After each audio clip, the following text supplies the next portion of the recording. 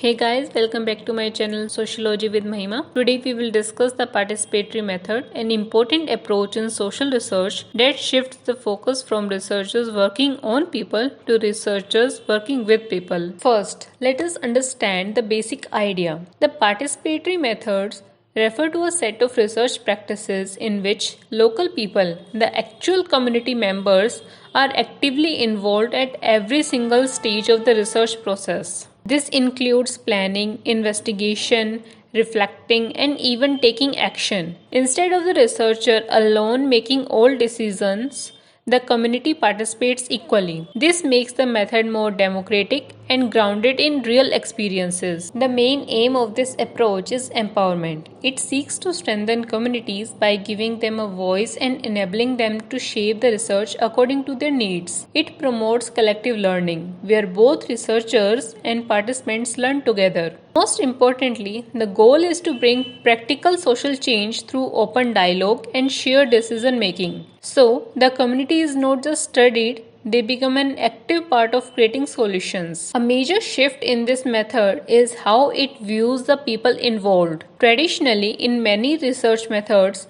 local people are treated as passive subjects, as if their role is only to provide information. But participatory research rejects this. Here, people become co-researchers. They help identify the real problems they face, participate in collecting data, share their interpretations, analyze the results, and finally help decide what action should be taken. This makes the research more accurate, relevant, and respectful. The participatory method has a historical background as well. It emerged as a response to and critique of traditional value-neutral or objective form of research. These older methods often ignored the experiences and perspectives of marginalized groups, such as poor communities, women, lower caste groups, and others who rarely had a voice in academic research. Participatory methods questioned this exclusion and demanded that the voices of the marginalized be placed at the center. A key figure in shaping such approaches was Bronislaw Malinowski, who introduced participant observation into anthropology. Although participant observation is not the entire participatory method, it forms an important foundation because it emphasizes understanding communities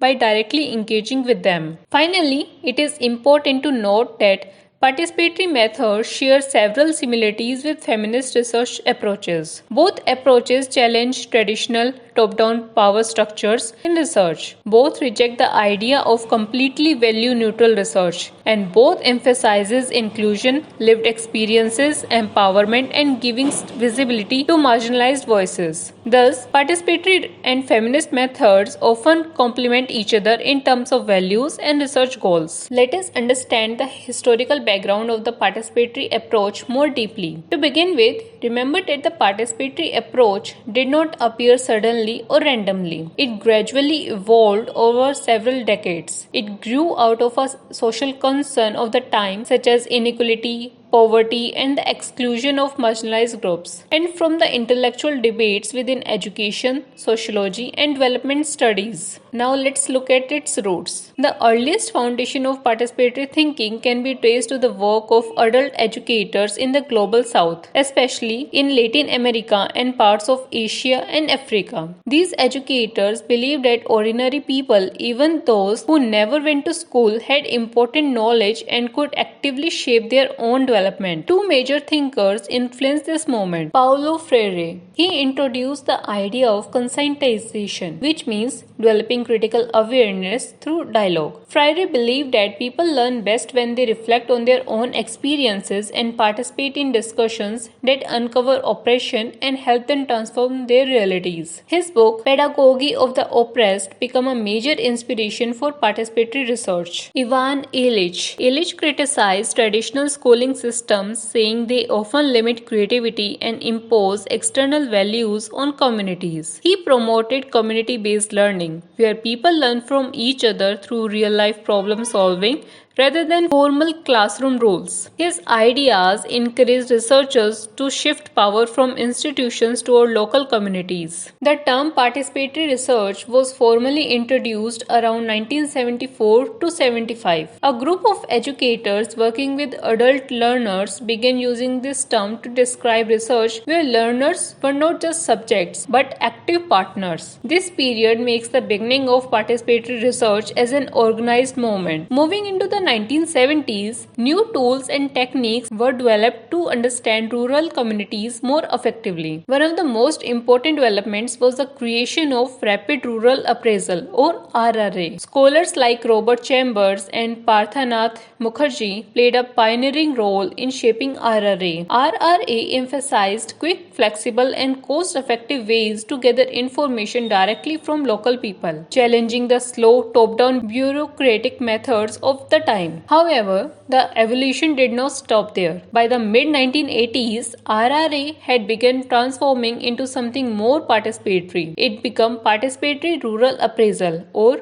PRA. Unlike RRA, which still had research in control, PRA allowed much deeper and more active involvement of community members. Villagers started mapping their own resources, ranking their own problems, and planning their own development actions. This shift made PRA a truly community-driven method. Let's discuss the three major types of participatory methods that are widely used in sociology, development studies, and community research, which are PRA, RRA, and PAR. Let's take them one by one. Let's begin with the most widely known method, PRA. PRA is used mainly in rural development programs, especially when the goal is to understand the everyday realities of villagers from their own perspective. Instead of the research telling villagers what their problems are, PRA does the opposite. Villagers share, analyze, and enhance their own knowledge with the support of the researcher. To achieve this, PRA used a variety of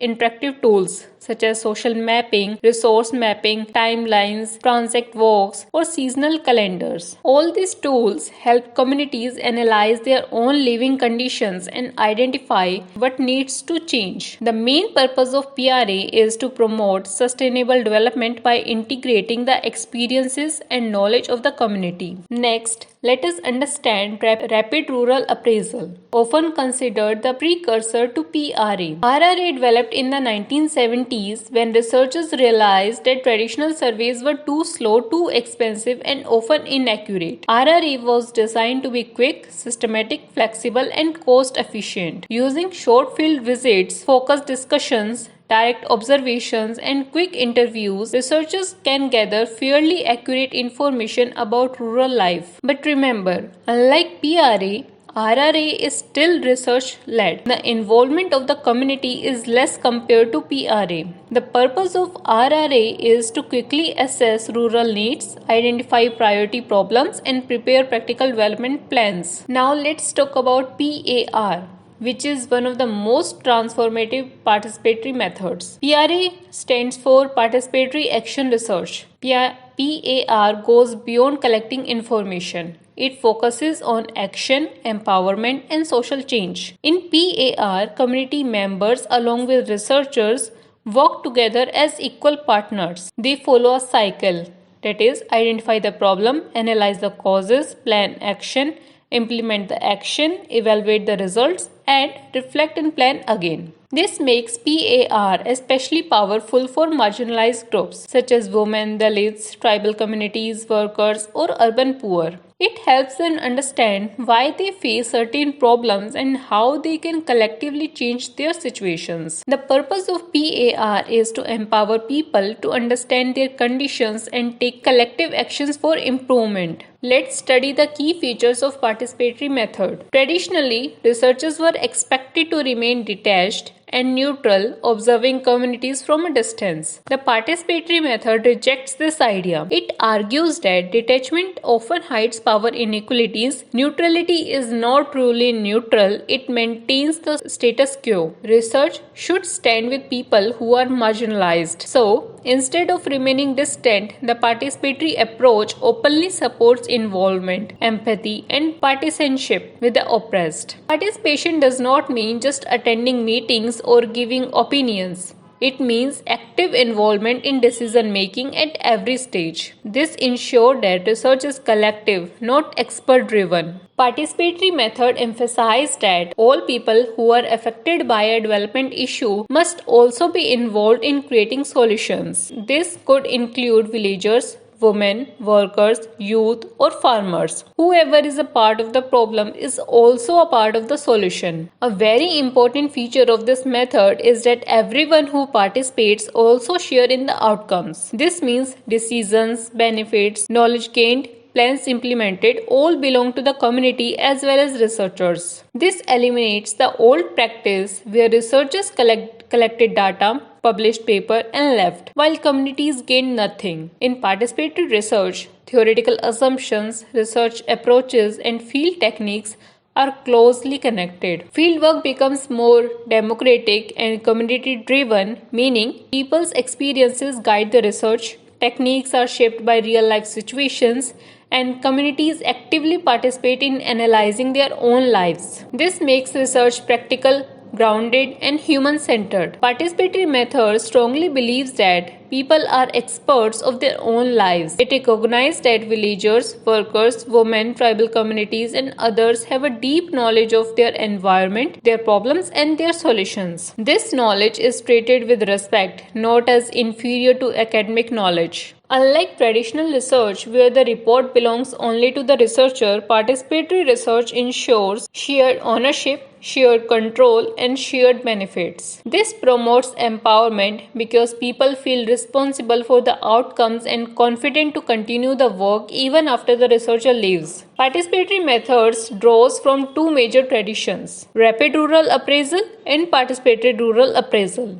Rapid rural appraisal used when quick, accurate information is needed. Participatory rural appraisal used for deeper engagement, learning from communities, promoting dialogue, and encouraging the long-term participation. Together, they allow researchers to collect information quickly and ensure meaningful community participation. There is no fixed formula in participatory research.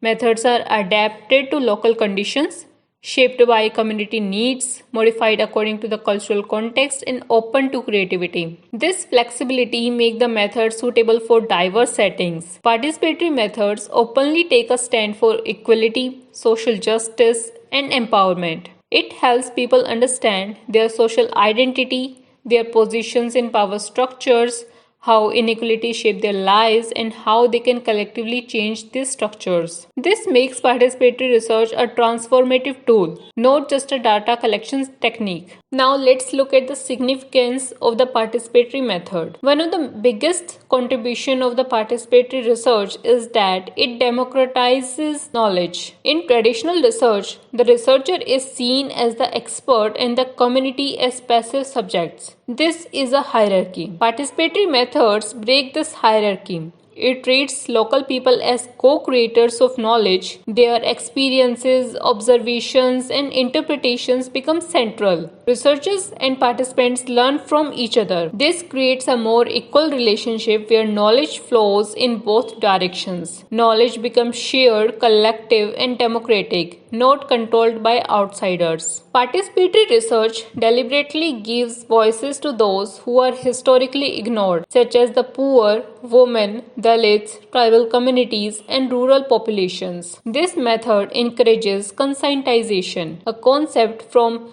Paulo Freire, meaning the development of critical awareness about one's social reality through reflection and dialogue. Because people participate in identifying problems and creating solutions, they gain confidence, awareness, decision-making power, and a sense of belonging and agency. Participatory method therefore becomes a tool of social justice and empowerment. Another major significance is that the participatory method respects and incorporates indigenous knowledge. Traditional research often dismissed local practices as backward, unscientific, or irrelevant. The participatory approach corrects this mistake. It acknowledges that local communities understand their land, crops, climate, water, forest, and social systems better than outsiders. Cultural traditions and local wisdom are valuable source of data. Solutions created through indigenous knowledge are usually more realistic, acceptable, and sustainable. Participatory method ensures development fits local culture and local realities. Participatory method is particularly significant for development studies because it keeps research grounded in real-life needs. It is widely used in rural development, poverty alleviation projects, watershed development, community planning, and natural resource management because the insights generated through this method come directly from the people facing the problems. This means research becomes practical, context-specific, problem-oriented, and immediately useful. Instead of theoretical reports that nobody reads, participatory research produces action plans, solutions, and community strategies that can be implemented on the ground. The research becomes useful, applicable, and impact-oriented. Participatory method strengthens the community in many ways. By involving everyone in discussions, decision-making, and planning, the community develops leadership skills, communication skills, collective decision-making, stronger community institutions, and improved social cohesion. Finally, let's look at the limitations and challenges associated with the participatory method. First is lack of scientific rigor. One major criticism of participatory research is that it often lacks scientific precision. Traditional social sciences emphasize systematic procedures, objectivity, and replicable methods. However, participatory approaches depend heavily on human interaction, emotions, group discussions, and subjective experiences. Because of this, the data collected may not always be strictly measurable or verifiable. Second is researcher bias. Another challenge is the risk of researcher bias. In participatory research, the researcher is not a distant observer. They actively participate, interact, and influence the process. While this involvement helps build trust, it also creates a difficulty. Their personal values, beliefs, and sympathies may influence what they observe, how they interpret data, and which voices they prioritize. So, the researcher's own perspective may unintentionally shape the findings of the research. Third is time-consuming and resource-intensive. True participation cannot happen overnight. For genuine participatory research, the researcher must spend long periods in the community, build trust and rapport, hold multiple rounds of discussions, share findings and take feedbacks, and ensure collective decision-making. This entire process requires time, energy, and resources. In comparison, a simple survey may take a few days. Participatory research may take months or even years. Because of this, the approach is often seen as slow, expensive, and demanding. Fourth limitation is dominance of local elites or NGOs. Participatory research ideally aims to give space to all voices, especially the marginalized. But in reality, power relations exist within every community. What often happens is local elites dominate discussions.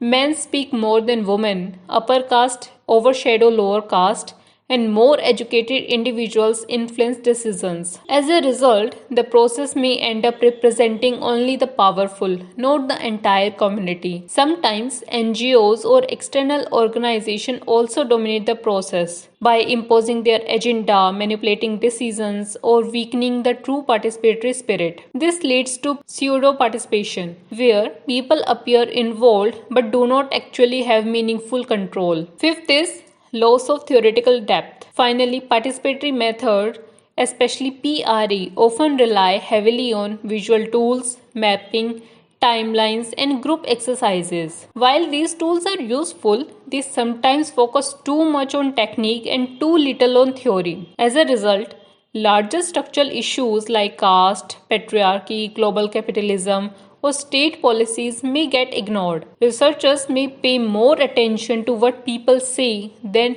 to why structural inequalities exist. This creates a risk that the research becomes practical but not intellectually deep. This brings to the end of today's class. If you have any doubt or query, comment down below. And if you want to get full detailed PDF of this topic, please visit my Telegram channel. You can find the link in the description. Thank you.